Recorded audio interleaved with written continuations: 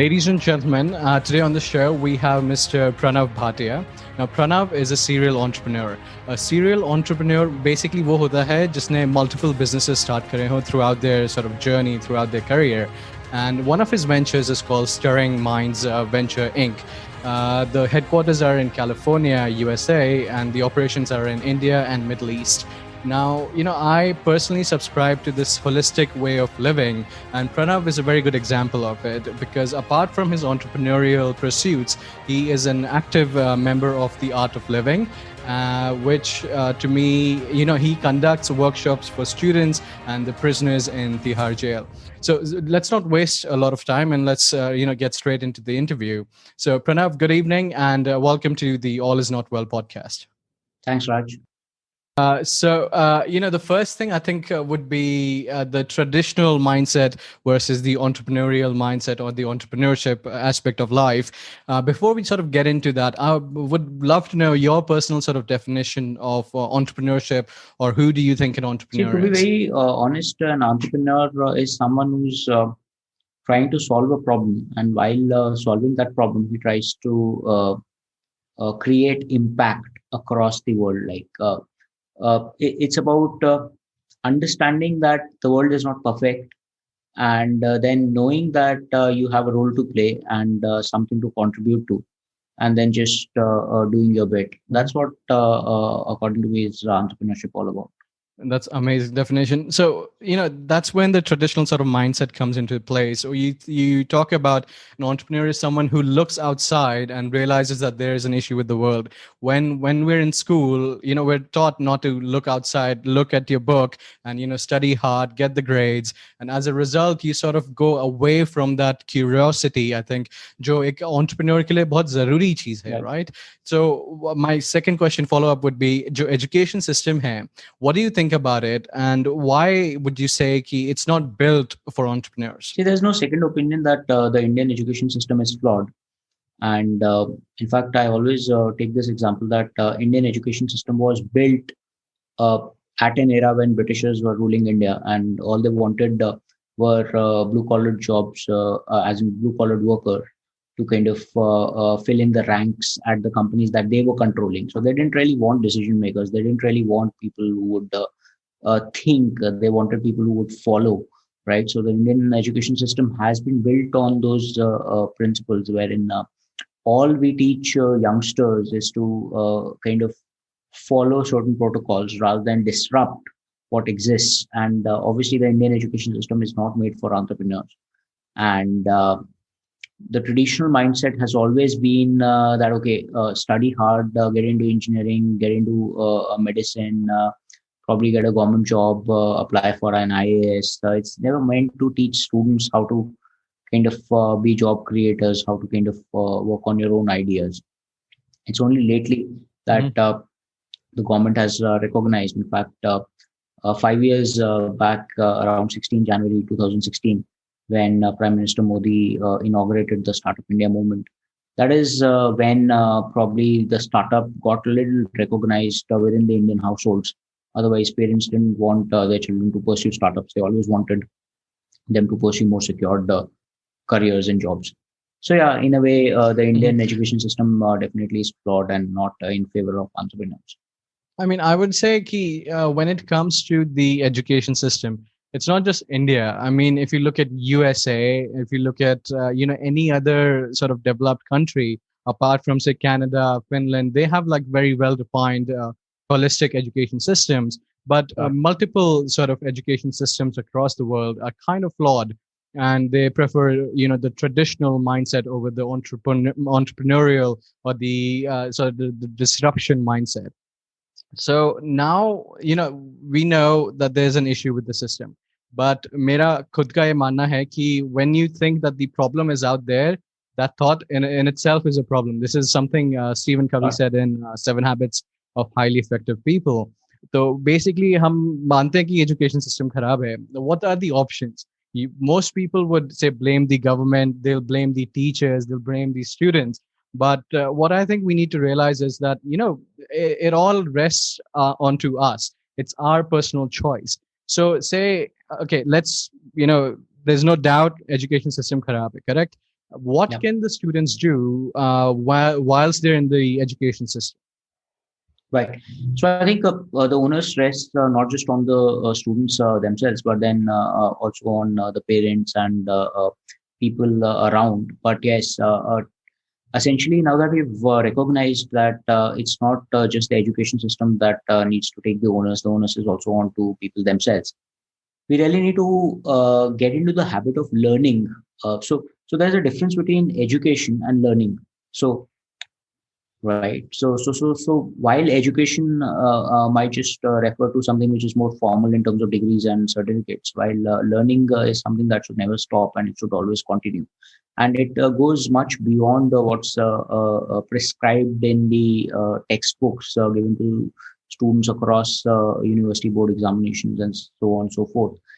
Uh, the aspect of learning has been highlighted a lot more these days. In fact, most of the top companies across the world have come out and have released statements and press releases wherein they've mentioned that we are more on the lookout for people who have skills rather than degrees, right? And companies have gone on record and have even said that we are ready to take a 10th fail student also, as long he has as long as he has those skills to code, right? So given that in this environment that we are in, specifically after the pandemic, the acceleration of digital has been a lot more, and people have started focusing more on skills. I think going through platforms like Udemy, edX, Coursera, these are platforms wherein you can do a lot of MOOC courses and build your skills. At the same time, participating in internships, live projects, and now that remote work is the norm, you can even participate in such opportunities with companies across the world and work with teams across cultures, and there'll be a lot of learning that would happen in the process. At the same time, probably even registering yourself on freelancing websites like Upwork, Freelancer, and just participating in the gig economy. If you are a writer, you could just probably do a little bit of freelancing on writing and so on. So Mhm. these would essentially give you a lot of skills, and at the same time, the direction in which you should be doing your learning. Right. So that's what I would say. That's very interesting, especially the part that there is a difference between learning and education. There's a recent report I was studying from Udemy itself. They said Yeah. 82% of college graduates, they said that college didn't provide them with the relevant skills for the job market.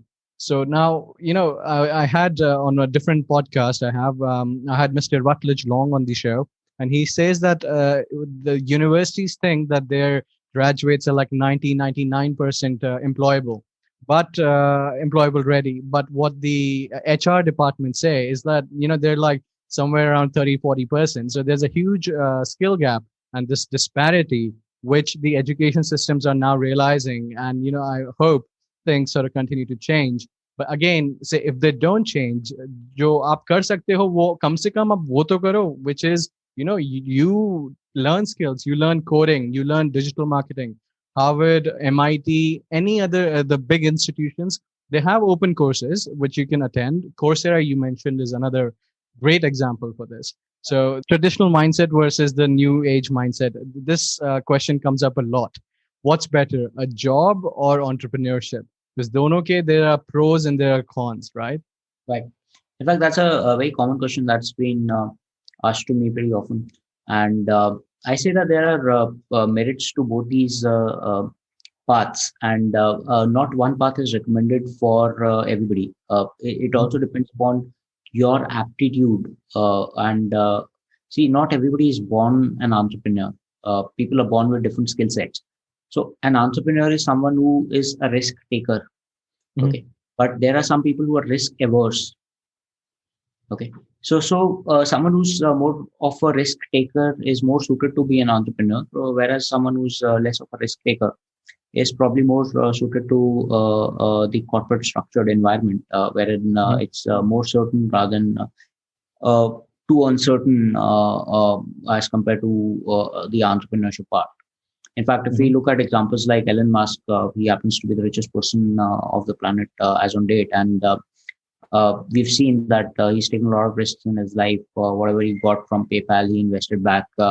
And there have been times when he's almost been on the verge of being bankrupt again, right? And at the same time, similarly, other entrepreneurs across the world, they've been very risk takers. They've been majorly people who have gone out there and without worrying about what would happen, they've just done their thing.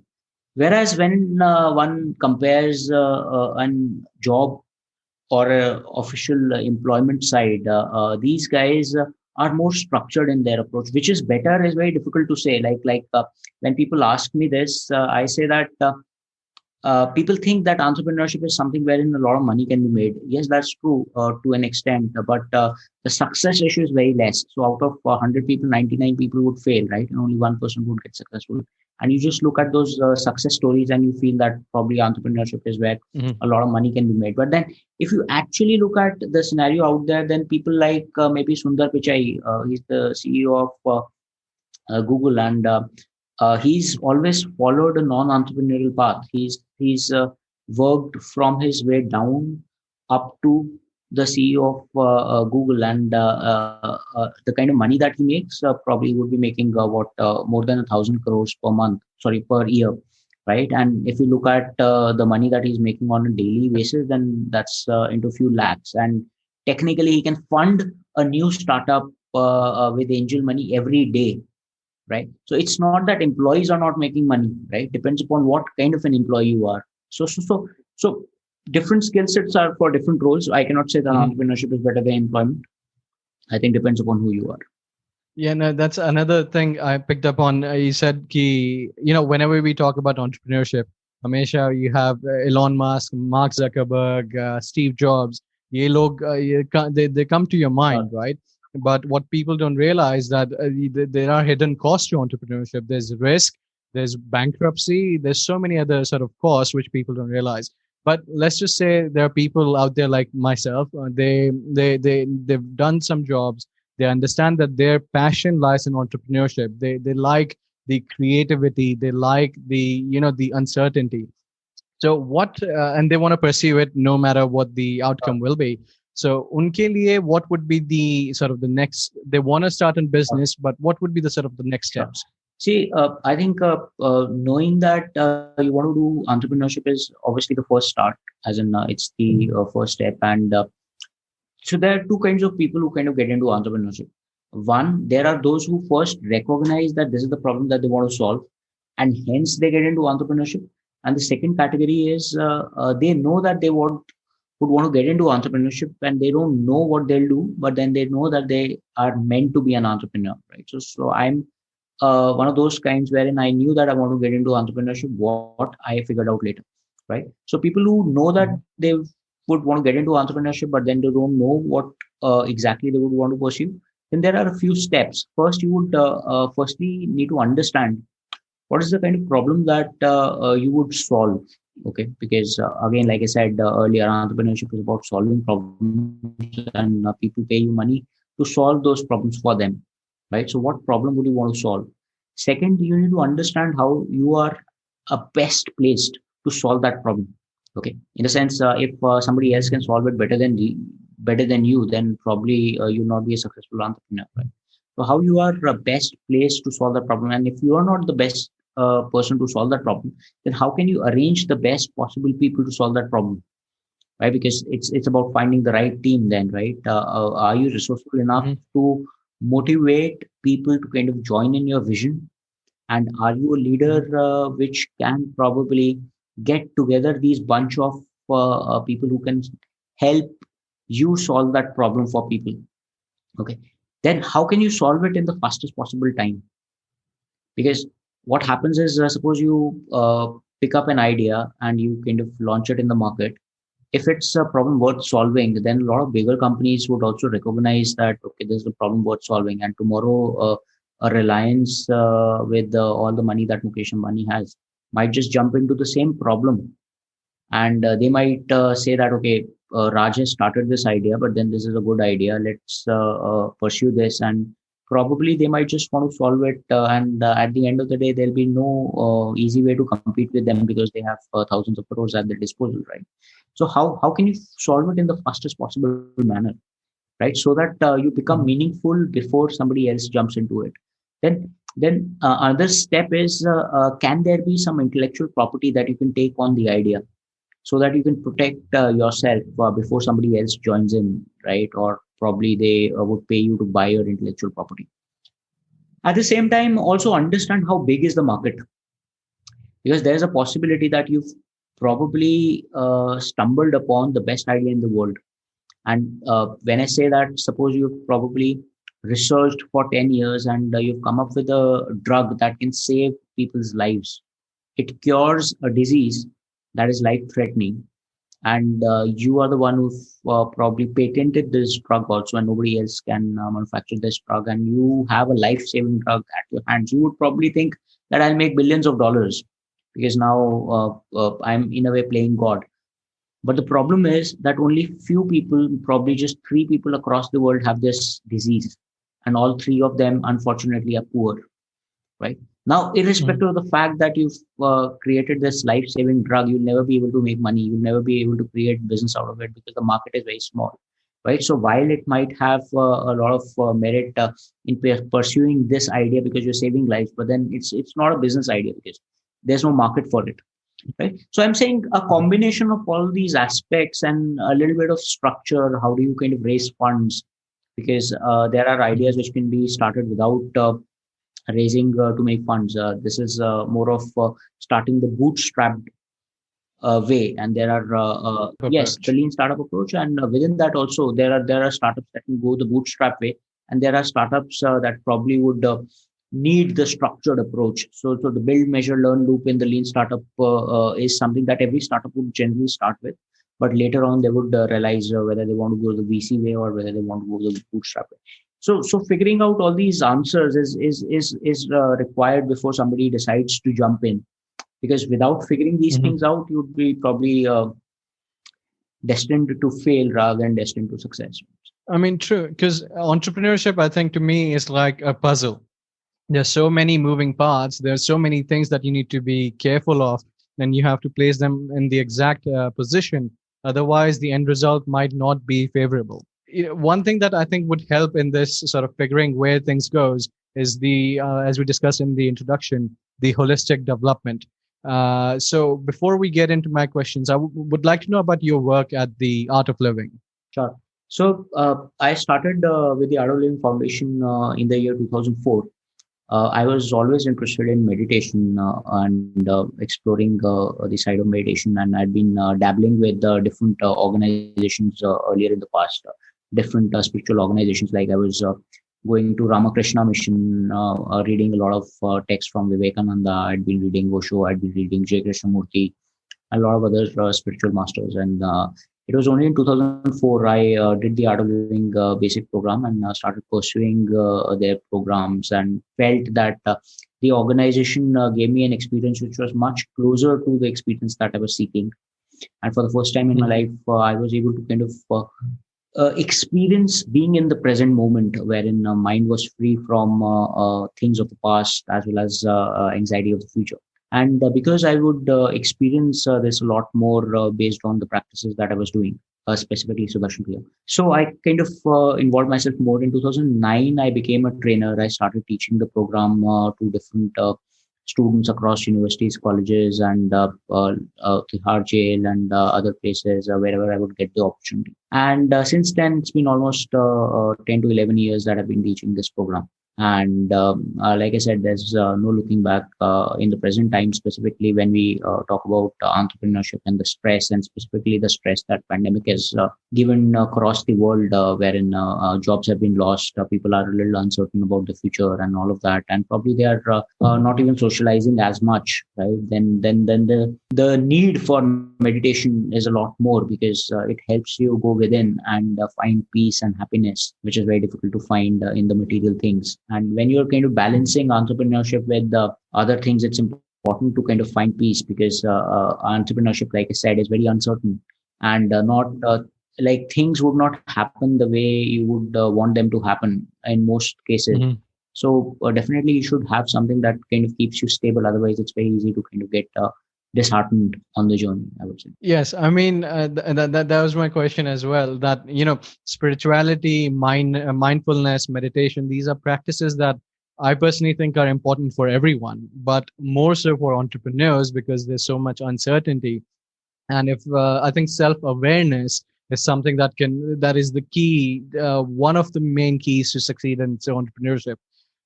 So before I let you go, is there any one final key piece of advice you have for our listeners? What would it be?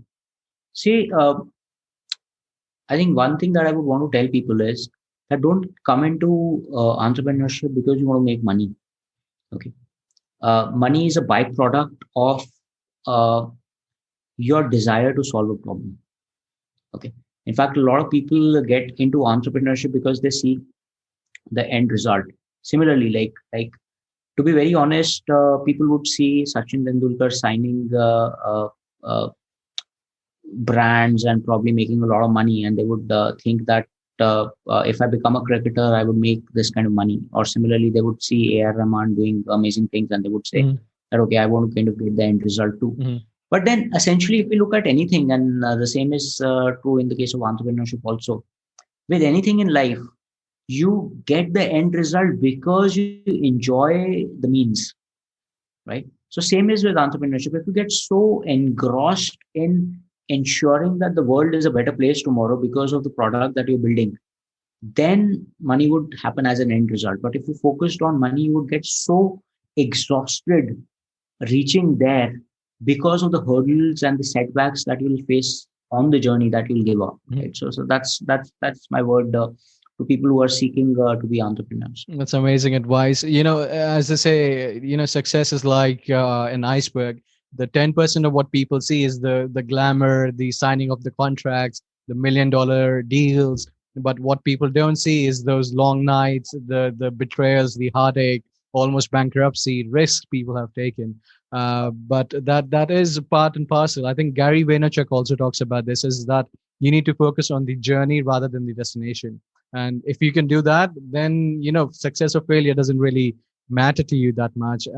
You'll be happy either ways. At the same time, one last word. I think it's important what you do on a daily basis. Okay, rather than saying that within the next quarter I'll probably achieve this, or within the next 1 year I'll probably achieve this. It's important to, because see, it's very difficult to control where you would be in 1 quarter or 1 year. But the day that you are experiencing today, it's much easier to control and manage that. So as long as people are focused more on managing their own schedule and their daily process, I think that would help in achieving their bigger goals, right? So it's important to focus on the micro, and macro would be taking care of that. Perfect. That's amazing advice. So once again, thank you so much for coming on to the show. It's been a pleasure. Most welcome.